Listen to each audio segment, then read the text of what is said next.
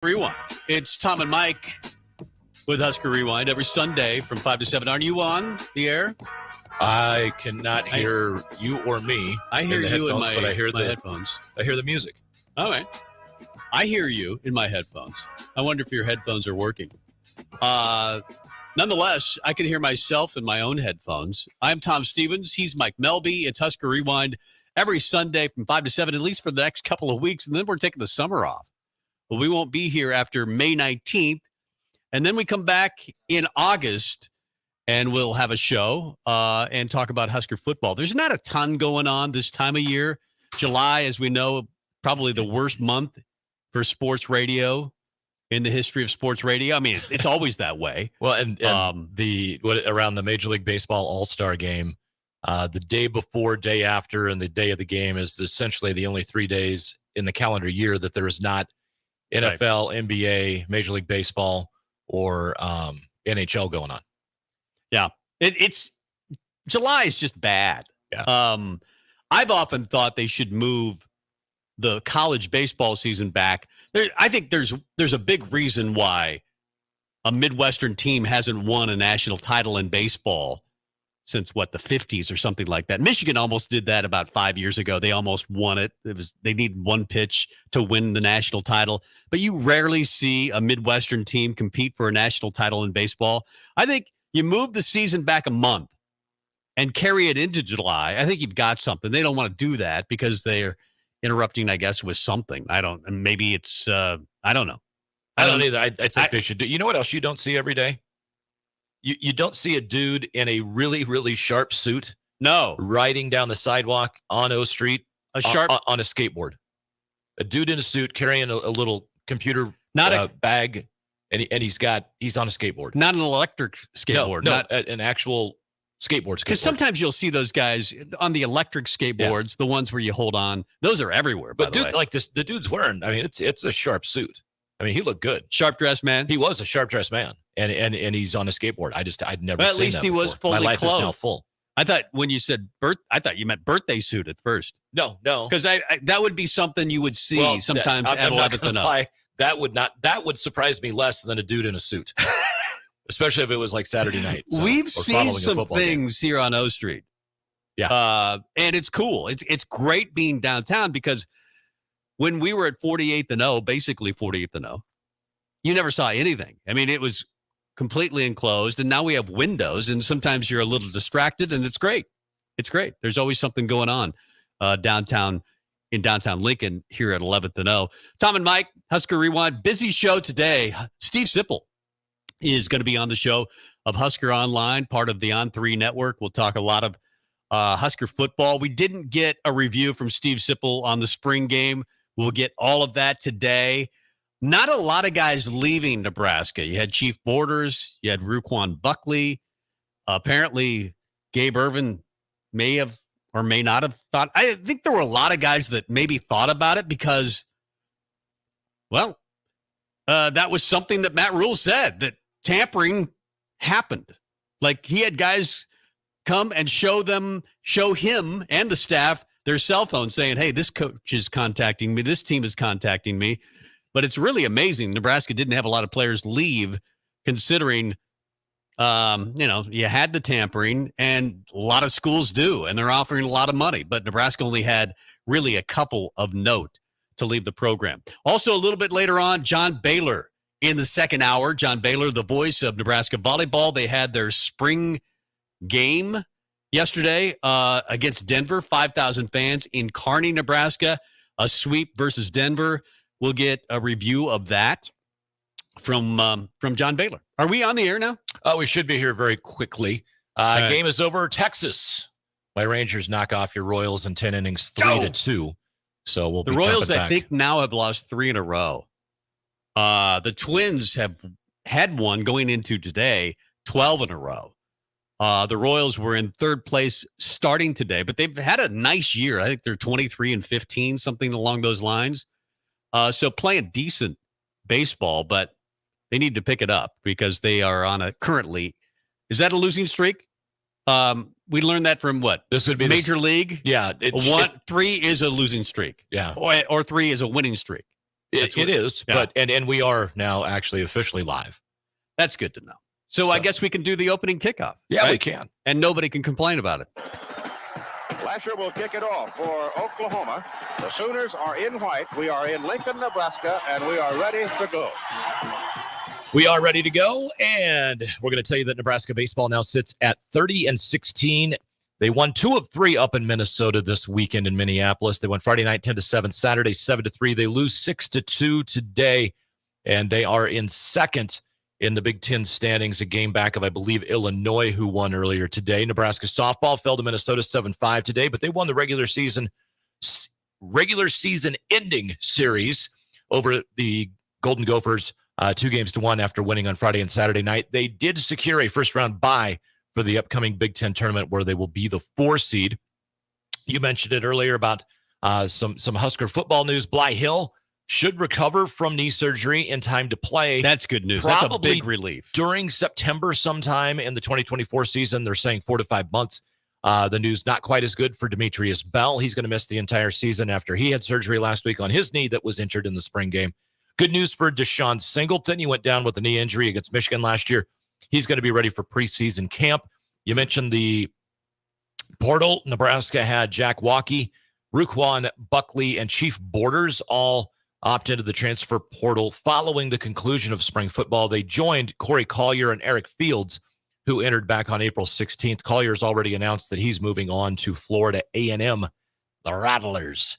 That's a school in high demand, Florida A&M. Yep. Nebraska volleyball team swept Denver yesterday out in Kearney in front of 5,094 fans in an exhibition match. They were led by Lindsey Krause, who had a match-high 12 kills, and she hit .417. The Huskers played without Harper Murray, who was suspended for the match after a couple of disturbing incidents in the last few weeks. She was cited last month for DUI, reckless driving, obstruction of a police officer, MIP, and carrying false identification. And then in addition to that, she has been accused of shoplifting from Shields and South Point earlier this week. And as of now, there have been no final decisions on her status with the team moving forward. We may not know anything until the legal process plays out in both instances. But John Cook's like, it's out of my hands right now. Yep. There's And other stuff that's got to take care He said of. there might be a little control that I have, but very little. Yeah. It sounds like it's basically out of his hands. Yeah. And then I'm going to talk horse racing. I only missed one day of live racing the last 4 years that they were at State Fair Park. 18-1 long shot. Mystic Dan conquered the 20-horse field yesterday in Louisville, Kentucky in the 150th Kentucky Derby. Jockey Brian Hernandez Jr. squeezed Mystic Dan between the rail and race leader Track Phantom as they made the turn for home and held on by a nose. And I am talking a flared nostril is the only margin of victory there. When they say a nose, it was barely a nose. Yeah, like it was like the flared nostril was about it. Sierra Leone was second, Forever Young third, and a full nose was the distance from Mystic Dan to Forever Young, with Sierra Leone even closer. It was the closest three-way finish since 1947. Fierceness, who was the favorite, was within a couple of lengths of the lead up until the stretch where he faded all the way back to 15th. And it looks as though Mystic Dan may not run the Preakness at Pimlico. No Triple Crown. So more than likely no Triple Crown winner this year. Sierra Leone has already said they're going to skip the Preakness. They're just going to go to Saratoga, where they're running instead of at Belmont. Belmont's being completely reconstructed. So the final leg of the Triple Crown will be at Saratoga this year, next year, and in 2026. But big possibility that like 5 of the heavy hitters that came out of the Derby are not going to run the Preakness. It's becoming more and more common. By the way, our guy, a good friend of ours, Dave Sanderson, texted me yesterday before the race and said, bet Mystic Dan. He's my only pick. And I'm, knowing I love Sanderson, love Dave, thinking, yeah, you've given me some advice before. I'm not picking it. But I should have, because my brother is Dan, and Heidi said at the time, my wife, your brother's Dan. It's a sign. Go pick Mystic Dan. Yeah, I go, there's no sign. And we'll probably box him anyway and lose. I would have boxed him with the favorite. Was Sierra Leone the favorite? No, Fierceness. Fierceness. Okay. What was I would have, and he wasn't in the top 3, right? No, he finished 15th. So I would the have favorite. I would have boxed him with Mystic Dan and lost. Yeah. But I might have played a ticket with just Mystic Dan to win too. I mean, you go up there and you play several bets, right? I mean, that's usually what you do. For I'll be honest. I think I've only bet the Derby like 3 times.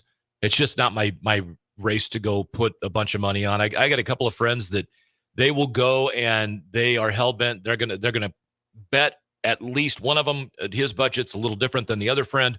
One is going to bet $100 on a bunch of $1 exacta boxes. And he's going to bet 50 of them because he just wants to cash the ticket. Sure. And say, I won. Yeah. Even if you lose $30 or whatever it is, you have the winning ticket. Yeah. And the other one bets $1,000 every Kentucky Derby. And he does part of it where he literally is like throwing darts at home the night before. And because, on a dartboard, there's 20 numbers. There's normally 20 horses. And he'll throw darts and he'll do some exactas and trifectas with that. And then he does his logical stuff. He does a lot better. Very good at handicapping. Lots to come on this show. You mentioned Nebraska softball. They lose today, but they've secured a top 4 finish for the tournament. And they're probably on the cusp of making the NCAA tournament. I don't know. They probably have to do well in the Big Ten tournament, maybe win it. I don't know how that goes. I do know Nebraska baseball, even with the loss today, has a 20 RPI. They did fall to second in the Big Ten standings. So they're looking pretty good. And I don't think they're in the position maybe to host an NCAA tournament game with only, 5 games left in the Big Ten. So they would have to win out and then probably go through the Big Ten tournament and do really well there. I think Nebraska baseball has been pretty good. They don't have enough pitching. We've talked about it a lot. You love Brett Sears. You like McConaughey on Saturday. You really don't have a Sunday guy. Well, and Brett Sears' last 2 outings have been he's been roughed up. Been not his normal self from this year. But and today Will Walsh was not great, and finally Drew Christo was in relief until he wasn't. And then that's been their main problem. They don't have a Sunday guy. They got the great pitching by Jackson Brockett the other night. Maybe he could be that guy. Maybe he comes out of nowhere. He didn't have a good ERA going into Tuesday night or Wednesday night. Was it Wednesday night against Kansas State? Yeah, but Jackson Brockett's a guy that didn't even make the travel roster a couple of weeks ago. But I'm guessing he will now. How can you throw a no-hitter and then not make the travel roster to the next week? I'm just throwing it out there. I'm just saying. Sometimes guys get hot. Yeah. And pitching's so weird. Yeah. Like this happens all the time. It's like horse racing to a certain extent. A guy 18-1 Mystic Dan comes out of nowhere and wins the Kentucky Derby. Jackson Brockett comes out of nowhere, doesn't even make the travel roster and throws a no-hitter. Yep. So there's some similarities. Yeah, Nebraska's got 4 games in a row left at home. South Dakota State on Wednesday, and then Friday, Saturday, Sunday next weekend. Indiana, that Sunday game is Senior Day, and then they finish the season at Michigan State the 16th, 17th, and 18th of May. So, by the way, the team that they won 2 out of 3 versus Minnesota this weekend, they made John Anderson weekend a big thing at Minnesota. He's retiring after 42 years as their head coach at Minnesota. He was that guy when Nebraska joined the Big Ten that had the idea that the Big Ten should just create their own summer league or do something different and not be a part of college baseball. And I thought it's ridiculous. You should just quit. And now 10 years later, he finally is. Yeah. I guess he's the winningest coach in the Big Ten in Big Ten history. Well, he's been there for 42 years. Yeah, that's right. So. It would be like if John Sanders had stayed. He would be the winningest coach. John Sanders didn't have a lot of success at Nebraska. John Anderson really hasn't had a lot of success at Minnesota, but he's been there forever. Yeah. So there you go. I like when I remember when that came out where he's like, hey, let's go ahead and just we'll remove ourselves from the NCAA, the Big Ten Conference, and we'll just go play. And let's just quit. We're going to have our own national championship of the conference. Right. We'll have 6 teams. It'll be great. Yeah. We'll just pass around the trophy. And we'll have a big love fest. We won't have to compete with the SEC or the ACC or the Pac-12 where they win all the time. We'll just do our own thing. We'll be lousy, and we'll just be on our own. You know, the interesting thing, I think about this, when we moved to the Big Ten, everybody thought Nebraska baseball was just going to come in and dominate because I did. I really did too. They were the ones that treated it the most seriously. Yeah. And they came from the Big 12, and they won the Big 12 sometimes. But here's what I'm going to throw out. Can you imagine how bad Nebraska baseball would have been had they stayed in the Big 12? Like that stretch with Erstad, we would have been horrible. But we would have been destroyed in that league. I have this counter argument. When they left the Big 12 to the Big 10, they lost Texas recruiting. True. Which was Will Boltz, a Texas guy. Yeah. Dave Van Horn recruited Texas really almost exclusively. That happened with Nebraska football as well. Matt Rule's trying to get back into Texas, and I think he's having some recruiting success. But it was tough to get into Texas to recruit really good baseball players, and Nebraska was doing that at the time. Plus, Dave Van Horn was just a great coach. Yeah, that was probably the biggest problem more than anything. They lost Dave Van Horn, and they hired Mike Anderson. Yeah, that was a mistake. Yeah, it turned out to be Well, it wasn't a mistake. It was, I still say it was calculated by Bill Byrne. He knew he was leaving, and he was going to take Rob Childress with him wherever he went. Right. And he did. He took him to Texas A&M. Yeah. And then I don't know if they would have offered the job to Childress that he would have taken it at that time. Maybe he would have. I don't know. Why wouldn't you? If he knew that, he had an opportunity to coach at Texas A&M, maybe he wouldn't have. I don't know. Would he have lasted at Nebraska? He might have coached a couple of years, had big success, did something similar to what Van Horn did, and went to Arkansas. True, he could have. He could.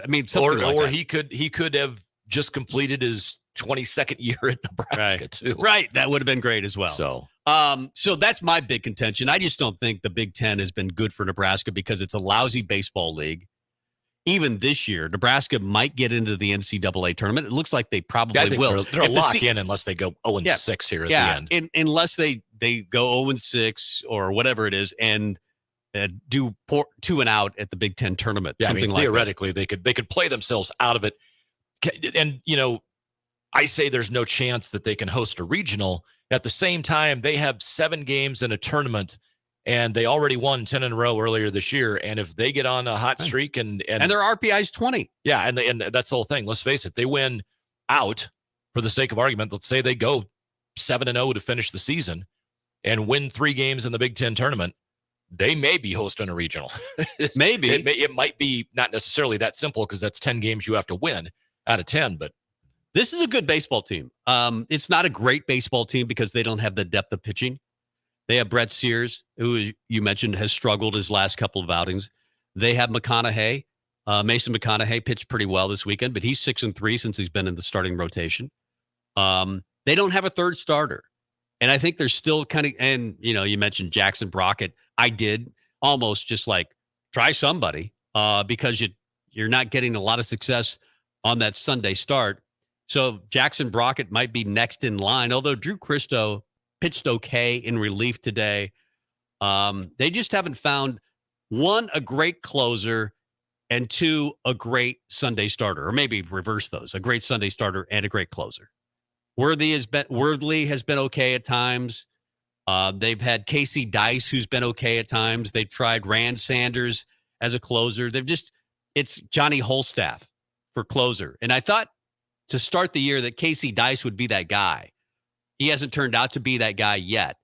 Jalen Worthy, I thought maybe had a chance to be that guy because he's pitched a couple of good outings. Caleb Clark looked good in relief yesterday. They've got, at times, good pitching. I don't think they have, they certainly don't have SEC-type pitching. And that's usually why the SEC always wins. Or the Pac-12. Just warm weather guys, warm weather climate guys tend to pitch really well. That's not necessarily true, but guys from the ACC, the SEC, the Pac-12 just are more highly recruited. They're usually better pitchers. They have the big arms coming out of high school, and they succeed at a high level. Although I still am a guy that would like to see the season move back. Just move it back a couple of weeks. I don't know if it would help the cold weather schools, but just, 2-3 weeks. What would it hurt? To me, the Major League Baseball draft and the College World Series being on the same weekend, I think that would be a spectacle. And Omaha does such a good job with hosting, large events like that. I think they could combine them and it would be fantastic. Yeah. I mean, could you imagine the what's it called today? TD Ameritrade Stadium or whatever. But can you imagine that place filled with not only the game, but, in between games, there's a 2 or 3 hour break, and that's round one. Right. You know what I mean? I agree. You could make it an absolute spectacle. The College World Series and the Major League Baseball draft all combined together in Omaha. Nebraska baseball fans are among the best in college baseball. They travel well. I was watching Big Ten Plus this weekend. I saw a ton of Nebraska fans in the crowd at Minnesota, and that happens every time I turn on a road game with Nebraska baseball. Just loads. I remember when they played Arkansas in the regional at Arkansas. You could hear the Go Big Red chants coming through the radio. It's just who Nebraska is. They're great fan support. We saw that with volleyball this weekend. 5,000. The tickets sold out in like 3 minutes. I don't know what it was. It wasn't 3 minutes. It was 40 minutes or something like that. Yeah, with lines just crazy. Yeah, 5,094 people. Yeah, that's awesome. And speaking of volleyball, we'll talk to John Baylor next hour. Got to get the football talk, though, with our man Steve Sipple. Steve Sipple of Husker Online of the On3 Network. We'll talk to him coming up next. Hi, it's Tom and Mike from Husker Rewind. And did you know that people who are represented by an attorney are often compensated up to 3 times more than someone who is not? Friedman Law has been helping injured people for over 60 years. It's all they do. If you're ever seriously injured in an accident, call Friedman Law at 402-476-1093. Friedman Law is a family firm that works hard for Nebraska families just like yours. So if you're ever injured on the job or in a crash, contact Friedman Law at friedmanlaw.com. If you're in Seward or Milford, listen up. Select Plumbing is now servicing your area with no trip charges from Lincoln. Select Plumbing works on a variety of issues for your home and business, including general plumbing, water heaters, faucet and fixture repair, underground sewer and water repairs, backflow testing, and more. Keep your property free from leaks and other issues. Call today for a free estimate, 402-560-6197. It's not just Lincoln, Waverly, and the surrounding area anymore. It's also Seward and Milford with no trip charges. Contact Select Plumbing to inquire at 402-560-6197. Working at Continental in Lincoln isn't a job, it's a career. And right now, they've raised wages again, and they're hiring for production operators at $24.62 per hour, which grows to $28.97 per hour within 3 years. Skilled trade positions now start at $33.36 per hour, with opportunities to make more based on certifications. Continental also has salary jobs available and great benefits, plus medical and prescription costs at very low premiums. Dental, vision, and life insurance are offered at no premium cost to the associates, with increased bonuses and vacation for new hires. To learn more or apply, go to continentaljobs.com with keyword Lincoln. Come work at Continental today. Garage doors can be expensive. Are you keeping yours in the best condition possible? This is Cameron Hall with Doors Plus. Doors Plus is a locally owned business that prides itself on the fast, reliable, and friendly service. Doors Plus offers flexible scheduling so you can book an appointment that fits your busy day. My team and I will come out to your property, both commercial and residential, and provide you with the necessary information you need to make sure your garage door is in working and smooth condition. Give Doors Plus a call today at 402-590-5800 to book an appointment and learn more about our preventative maintenance plans. Doors Plus, garage doors, and more. RC's Boxing Production is proud to present the new prospects at the Complex. Come enjoy a show of Lincoln's best professional and amateur boxers on Saturday, May 25th at the Complex, the former location of Champions Fun Center. Doors open at 6 p.m. with first bout at 7 p.m. Learn more about the boxers and buy tickets at thecomplexlincoln.com. You won't want to miss this event. It's the new prospects at the Complex on Saturday, May 25th at 1555 Yolanda Avenue, right off of Cornhusker Highway. Problem gambling affects millions of Americans daily, of all ages and walks of life.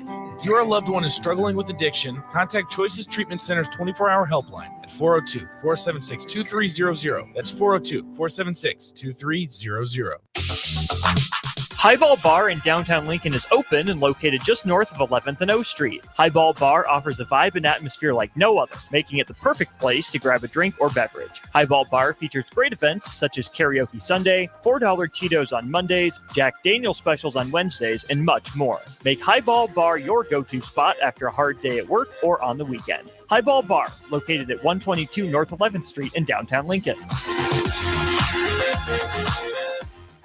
In a world where businesses are facing daily cyber threats, you need protection like never before. Don't let hackers and malware companies compromise your business success. Stay ahead of data breaches with Hamilton Cybersecurity. Let Hamilton provide you with peace of mind that your business is protected. Our experts identify and mitigate risks before they become disasters.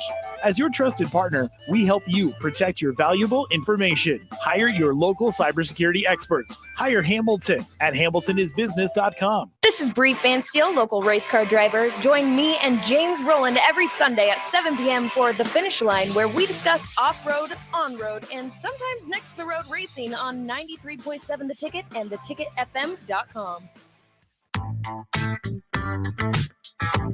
This is Sunday Rewind on 93.7 The Ticket and theticketfm.com. Welcome back to Husker Rewind on 93.7 The Ticket and theticketfm.com. That is Tom Stevens. Hello. My name is Mike Melby. Steve Sipple is being efforted. Yeah, I texted him last night. Sometimes I wonder if guests realize that they're texting me back. Sometimes, maybe they're doing it in their sleep. But in Sipple's case, he always gets back to me within 3 seconds, and he's always in. So I'm sure he's doing something really important. Maybe there was a big commit, and he's on the phone with that commit. Could right be. now. Could be. Ben's watching the studio line, and we're efforting. I was going to ask Mr. Sip Sipple about some of the hype surrounding Dylan Raiola. You probably heard it as well. The workouts with Patrick Mahomes and Bobby Stroop. Is it Soup or Stroop or somebody like that? Yeah. His trainer. Apparently he's doing that. He's been well trained. It feels like, I think I read something where he'll be the only big time 5-star recruit to start this year in college football. There's one going to Ohio State, as you would think, and there's several others throughout college football, but they're not going to be starters. Even Manning, who got as much hype as anybody I've ever seen, had to sit year number 1 at Texas. Well, I mean, let's be honest. With the quarterback room in Nebraska right now, it's not a surprise that he's going to start. Well, he has to almost start. We know that Nebraska quarterbacks turned it over 25 times. There are 31 turnovers. They led college football minus 17 in the turnover ratio. It was diabolically bad. Yeah. It was just absolutely. And by the way, Jeff Sims apparently found a home at Arizona State. So congratulations. I hope that works out for Jeff Sims. Yeah. But he was part of the problem. Obviously, Heinrich Harburg had a problem with turnovers. It wasn't all their fault. The offensive line, sometimes it was their problem. Sometimes it was because wide receivers couldn't get open, a young wide receiver core, and especially after some of the older guys got injured, like Washington. And, they had a bunch of guys get injured. And, of course, Jalen Lloyd came on and played really well, and Malachi Coleman played really well. Yeah. But there were so many injuries, and they relied heavily on the running game and the option game. But this year, man, coming out of that spring game, I told myself, don't get too overexcited. It doesn't matter because this is all geared for Dylan Raiola, for Daniel Kalen, for Heinrich Harburg to look really good. Heck, most of the senior starters didn't even play. And with good reason. Matt Rule was trying to get them ready for get the younger guys ready and get them a lot of reps. So that's cool. But it was geared a little bit to make the quarterbacks look good, and they look good. But it's tough not to be a little hyped because even if that was just you and me throwing around the backyard, some of those throws by Raiola were pretty impressive. Oh, they really were. There's not been a quarterback in Nebraska that's made those throws since Zach Taylor, quite honestly. I think a few of them were made by Joe Gans, but Gans didn't have that kind of arm. No. The only one that I can think of that had that kind of arm in Nebraska football history was like a Vince Ferragamo, and that's going back to the 70s. Yeah, him and Dave Humm. Yeah, Dave Humm, a left-hander. Ferragamo probably had a better NFL career, but Humm had to sit behind Kenny Stabler all of his career, a Hall of Famer. I'll be honest, though. Brooke Behringer. Brooke had a heck of an arm. Yeah, Brooke played in an offense where, again, it was. But when he threw the ball, I'm like, you knew where it was going. Yeah. He knew where it was going. He fitted into tight windows. And he had mobility. Yeah. I would say he probably had more mobility than Dylan Raiola does. Brooke Behringer. Possible. I don't know. We haven't really seen him run this, and totally different offense too. Yeah. That was geared to 3 yards in a cloud of dust, kind of. What was your favorite throw? We probably talked about it last week, but your favorite throw during the spring game by Raiola or anybody? It could have been Harbert. I'll be honest. The two to Alex Bullock for the 2-point conversion, and then the third down conversion on like 3rd and 7 or 3rd and 9 that went for 27 yards.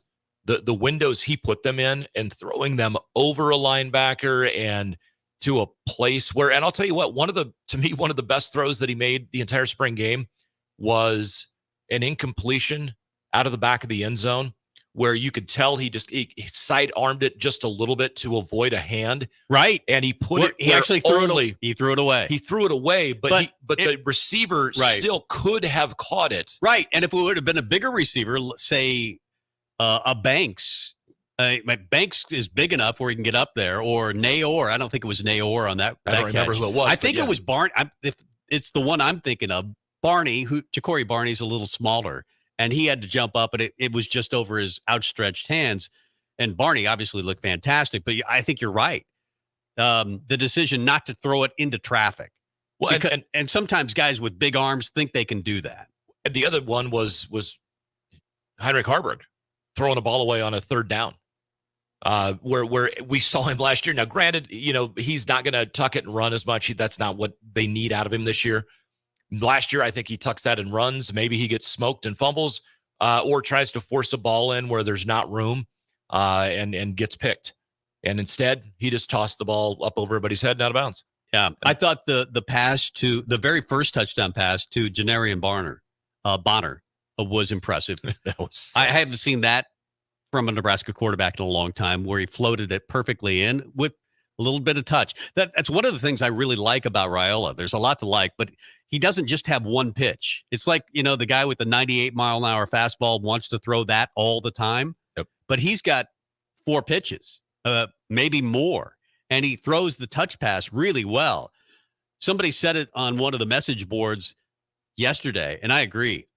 What excites me is not so much the big arm, because he certainly has that, or the ability to throw the long ball, and the long ball to Jalen Lloyd was really impressive. But his short passing game is really good. His ability to throw it with touch if he has to, or zip it in there like the pass to Bullock, as you mentioned, for the 2-point conversion. That was a fastball because it had to be a fastball. But he's got a variety of different pitches that he can throw. And I don't want to be excited, because usually as a Nebraska fan, especially over the last 20 years, you always get disappointed when you get excited. Exactly. But it's hard not to be excited about Dylan Raiola and Ja'Cory Barney. They're roommates, so that's probably good for Nebraska as well. We mentioned tampering, and it was one of the things that I wanted to bring up with Steve Sipple. There's been a lot talked about it, that guys have gone with their cell phones to the head coach, Matt Rule, and said, look who's contacting me today. Look at this team. And some have thought maybe some of that is coming from a school like Washington that lost a lot of players to the NFL and lost their coach, DeBoer, to Alabama. So they really desperately need, I'm not saying it is them, but, that a school like that that needs players badly. But there's got to be something that can be done, that if you show, not that the NCAA has any teeth, but if you show a text message to the NCAA, there's got to be something done after that, right? No. There won't be. There won't be. I think you're right. I have no confidence that anything will ever happen. No. That you can just blatantly cheat and it's fine. And Jim Harbaugh has a tattoo that has the Michigan Block M and 15-0 on his arm for the sole reason that he just did whatever the hell he wanted to do, and there were no consequences. Ernest Hausman went to Michigan, and there's a chance that Michigan called Ernest Hausman and said, "Come on over," because Nebraska had just played them, and he had 15 tackles versus Michigan. Yeah. It just bothers me that you can get away with that, and the excuse is always, "Well, everybody's doing it, so that's okay." But if everybody's, cheating, then it's okay to cheat, I guess. Do you want to get into the discussion about NIL versus revenue sharing and all that? That I think I do. I have it on my list. Do you want to save it for later? I was going to save it a little for later, This was going to be our Steve Sipple segment, and Sipple is always here. I was going to pick his brain on that part of it too. So yeah, I was going to save that for a little bit later in the show because it's almost into break time, and that's going to be meaty. I think there's a lot to talk about revenue sharing. If you didn't read it, go read it. Tom Chattel wrote about revenue sharing and how he thinks NIL will become that NIL will go in-house. And when it goes in-house, it becomes revenue sharing. Well, and it's not Tom Chattel that thinks this. It's Bruce Rasmussen. Right. Which is who he interviewed. Who's now a consultant with the SEC and other conferences. A really smart guy. There were some, and I think you might have pointed it out. Maybe you want Bruce Rasmussen as your athletic director if you can't get a guy. Or maybe he's the interim guy until you could get a guy. Then they found Troy Dannon within 3 minutes. So it no longer became a discussion. But he would be a guy that I would trust to run an athletic department, even if he is a Creighton guy. I would trust him. That's saying something for you. Yeah, because I hate Creighton. I think they're the worst. They're the absolute worst. That guy hates Creighton too. Why wouldn't he? He was yelling at somebody. That guy, well, he's probably yelling at another Creighton fan. They don't like each other sometimes. So, tampering just bothers me that you can't get it fixed. But I don't think anybody's ever going to get punished for tampering because I haven't seen anybody that's been punished for it so far. Well, now Harbaugh there's the punishment that came down if he ever comes back into the college game, which I don't think he will. But wasn't that mostly for stealing signs? They haven't even gotten to that yet. Okay. Well, he won a national title, and I don't think it was taken away. So I don't really see the punishment that Harbaugh. But you're right. He was ahead of the posse. He went to the NFL. And maybe had he stayed at Michigan, there would have been repercussions for that. But I doubt it. Well, we didn't get a hold of Steve Sipple, but we still were able to carry on a conversation between us. I'm sad. Steve, if you're listening, we can always get you on next segment. I was going to say, we can go try him after the break. We can try him after the break. But we do need to go to break because there are bills to pay. It's Tom and Mike. This is Husker Rewind every Sunday, 5 to 7. More after this.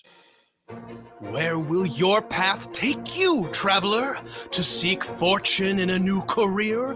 Or on a journey to distant lands for a well-deserved vacation?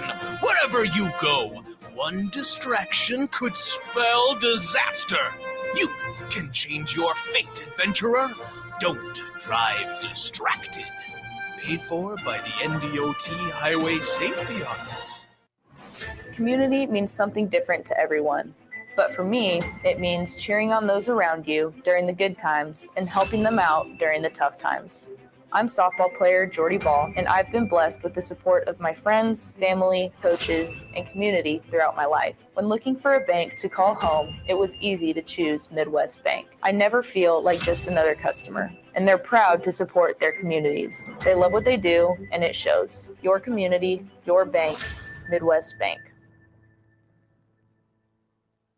Hi, this is State Senator Carolyn Bozin. Education is a cornerstone to building a strong, vibrant community. I voted for the historic increase in funding for education in the legislature. As a state senator, wife, and mom, I believe Lincoln is a great place to work and raise a family. My husband Reggie and I are local business owners and understand the valuable role of education in our community. This is Carolyn Bozin, and I am asking for your vote on May 14th, paid for by Bozin for Legislature. Load up on meat and more this spring at the Mercado by Certified Piedmontese at 84th and Havelock. This week's special through May 7th is buy one, get one free on New York strips, limit 4 per visit. Also $1 off all brands of honey. And don't forget about lunch on Fired Up Friday from 11 a.m. to 2 p.m. Locations at 84th and Havelock and 30th and Yankee Hill in Lincoln or 168th and Maple in Omaha. Get to the Mercado today for the best meat in town.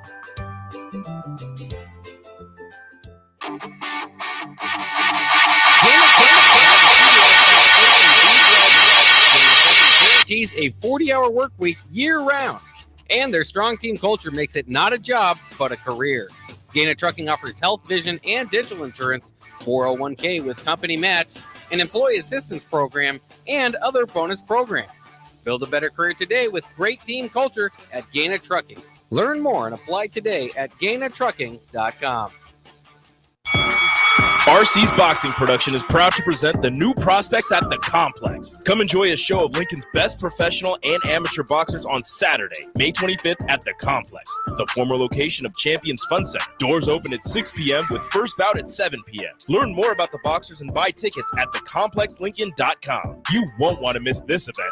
It's the new prospects at the Complex on Saturday, May 25th at 1555 Yolanda Avenue, right off of Cornhusker Highway. The Mill Coffee and Tea, formerly with only 4 Lincoln locations. Guess what? What? There's 5 Lincoln locations now. Oh my gosh. That's 25% more Lincoln locations than there used to be. Can you even imagine a world where there's only 4 Lincoln Mill locations? Feels like ages ago. We were all so young then. The Mill on 11th, located right alongside 93.7 The Ticket Studios, 1040 O Street. The captain, Vershawn Jackson. Mike Minner, what's up, bro? When you look at Dylan, you're looking at quarterbacks that kind of come around once every 20 years. And this is a kid I'm looking at, I don't know how old he is, 17, 18 years old. And he is already directing things that 17, 18-year-old kids should not even know. Changing the line protection. Okay, guys, I don't know where we've been 2 weeks of practice. Come on, man. Well, we got guys in the National Football League that can't do that. This is Sunday Rewind on 93.7 The Ticket and theticketfm.com. Welcome back. Tom Stevens, Mike Melby, Husker Rewind every Sunday, 5 to 7. Although this is our second to last show. Yeah, no show next Sunday. Supernovas volleyball will be on the air. And we were going to have Sam Hoiberg on next week's show. Yep. So, Sam, if you're listening, no show next week, so we won't have you next week. We were hoping to have Sam now on our final show of the year. That would be awesome if we could have him. Or the spring. Well, yeah, of our year until the spring. Yeah, we're going to end it May 19th, take 3 months off, and then come back for football season. That's our plan. And we were hoping to have Sam Hoiberg on next week, but again, no show next week. And then the week after, we will have a show. So maybe Sam will join us for that to talk a little Husker basketball. He would have been perfect for this segment because Rink Mask is now out. He's going to have surgery on the knee and apparently would not be back in time for next season. I know he debated it. Does he move? Does he transfer? Does he go play pro ball somewhere? Does he try to play next year on the bad knee? He just decided, you know what? I'm going to take the year off. I'm going to get the knee healthy. And then I'll come back to Nebraska the year after that. So we'll see how that goes for Nebraska. If he decides to stay, that would be perfect. I was just really excited with some of these additions to the class. If you add Rink Mask, we already knew that Bryce Williams and Jawan Gary were going to come back. They added Andrew Morgan, who I think is a solid player, kind of a center / forward, 6'10" guy who can shoot the three. Then you have Gavin Griffiths, transfer from Rutgers on the wing, can play the off guard, can play a 3 position. He's kind of similar a little bit to a Bryce Williams, I think. Then you had Raleigh Webster, the transfer from Utah. Apparently Nebraska fell in love with Webster, or Worcester, I should say, from Utah during the exhibition when they played Utah. That was an exhibition game. You don't understand who wins, or you never find out who actually wins. Apparently Utah won by like 4 points or something like that. But Worcester played well apparently in that. So Nebraska went after him when he went into the portal. You have Connor Esigian, transfer from Wisconsin, 6'4". Didn't have a good shooting year this past year, but did as a freshman where he shot 35%. It just feels to me like they're missing one more piece. And they do have 2 scholarships left to give. I do like Nick Janowski, the freshman, 6'3", can really shoot it, average 31 points a game. I feel like Brandon Frager, the kid from Southwest, will probably redshirt. I think he could be a really good player, 6'6". But right now, it feels like to me, I don't know what you think, Mike, but it feels like Nebraska needs to use at least one of those 2 scholarships and get a big-time guy, whether it's a wing or a power forward. How about a 6'9" power forward named Akor, I believe I'm pronouncing it correctly, that played at Samford last year.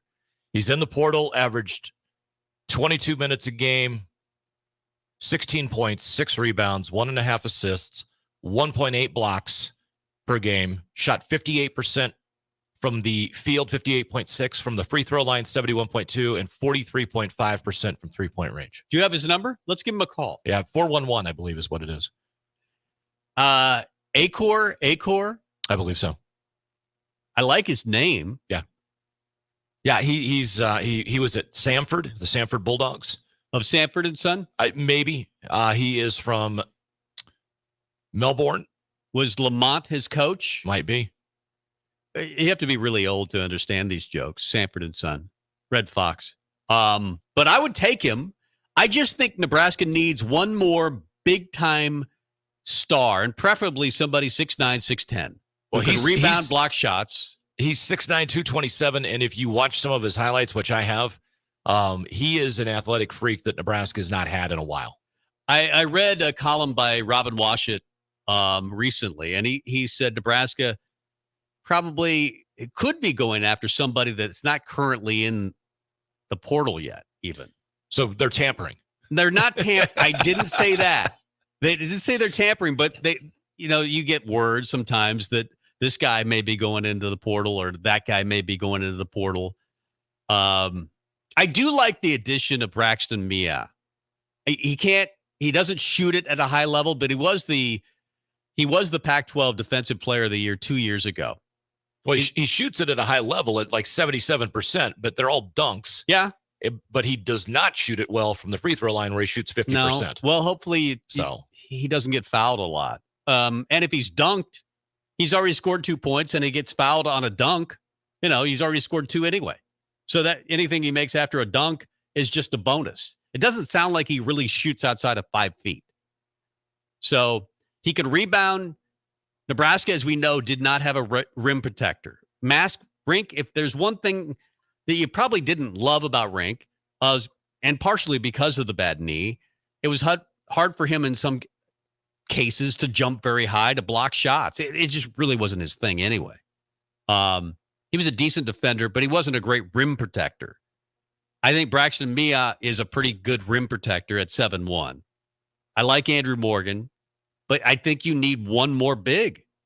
I just don't see a big on this roster right now. They swung and missed. Was it Payne, the kid from Minnesota that Payne? Yep. Yeah, ended up going to Texas A&M. He would have been a good fit. Yeah, and the interesting thing, the one and Milicic would have been a fantastic fit. Milicic, yeah, Igor Milicic, who went to Tennessee because they paid him $1 trillion.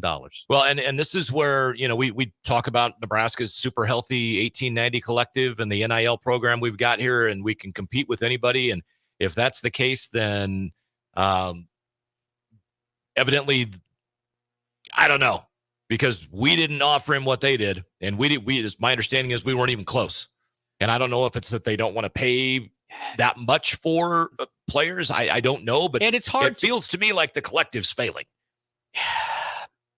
From the number I heard, and who knows if these numbers are real, I don't know what to believe when it comes to NIL. That's one of the reasons, and we'll talk about revenue sharing next hour, where it's when you go to revenue sharing, and this is what Bruce Rasmussen talked about, the former athletic director at Creighton. It would all be out in the open. The university would have control. The league would have control. You can't go over a salary cap. If you do, then you'll have to pay a luxury tax. Right now, it's just the wild, wild west. Whoever pays the most gets the best players. It's not a good system. It's not a good system at all. But the numbers that I heard that Nebraska may have offered, and again, I don't know if they're true, were pretty decent. And the numbers the guys made on the basketball team last year were pretty decent. Some of these guys allegedly are making more than coaches. A lot of these guys are. If the numbers that I've heard are real, it's crazy that you could be, as a college student, making $800,000. Yeah. And I think that's probably, I think Dylan Raiola, for example, makes more than that per year. $800,000. I don't know that that's true, but that's part of the problem, is that we should know. we should know what these guys are making and what the playing field is. Because I think it would be good for by the way, I think it would be good for the student athlete if they knew what the playing field looked like, similar to the NFL. The NFL, you know what, if you're Kirk Cousins, you know what, the next best quarterback is making in the NFL. And Kirk Cousins, by the way, signed an $80 million deal, and he's not close to the best quarterback in the NFL.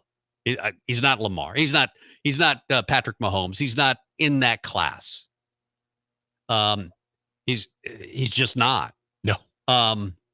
But it'd be nice to, I think, just have that all out there. And I think that's going to be the case going forward.